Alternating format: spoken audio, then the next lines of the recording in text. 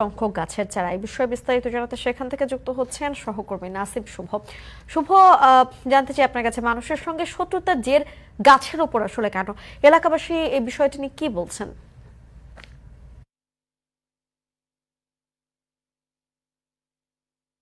আমি এই মুহূর্তে আছি নোয়াখালীর সদর উপজেলার ধর্মপুর ইউনিয়নে। এখানে মায়া নার্সারি নামে একটি নার্সারিতে, যেটিতে প্রায় 70,000-এর মতো ফলজ বনজ ও ঔষধি গাছের চারা রয়েছে।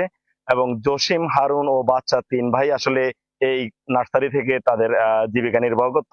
গত 24 বছর যাবতে কিন্তু তাদের এই নার্সারির ব্যবসা তারা করে আসছিল।